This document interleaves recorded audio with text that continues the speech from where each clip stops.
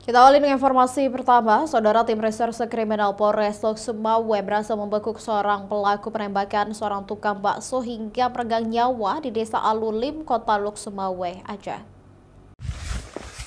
Inilah saat tim kepolisian Polda Aceh bersama Resmo Polres Lok Sumawe berhasil menangkap pelaku pembunuhan Muhammad Nasir, tukang bakso di Desa Alulim, Lok Sumawe, Aceh.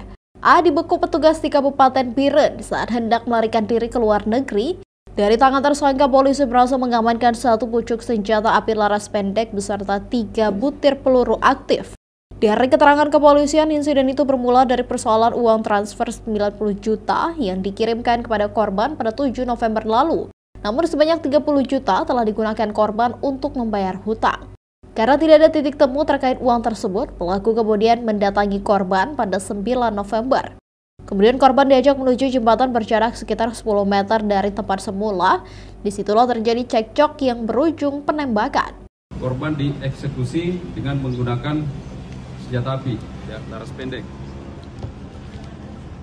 Korban ditembak 2 kali, ya, satu mengenai lengan, kemudian satu lagi luka mengenai leher tembus ke kepala, yang mengakibatkan korban jatuh tersungkur dan meninggal di tempat. Untuk pelaku yang sudah kita amankan adalah Agusli binti Sofyan. Ini adalah pelaku yang melakukan penembakan terhadap korban Nasir. Ini kami ungkap dalam waktu 3 kali 24 jam. Ya, kejadian di tanggal 10 November kami berhasil melakukan penangkapan terhadap pelaku pada tanggal 13 hari ini, tadi subuh. Jadi jam 6.15 pelaku berhasil kami tangkap di wilayah Biren.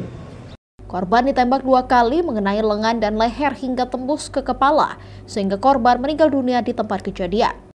Kini pelaku dan barang bukti telah diamankan, sedangkan polisi masih terus melakukan penyelidikan untuk menemukan pelaku lainnya. Zikri Maulana, Kompas TV, Lok Sumawe, Aceh.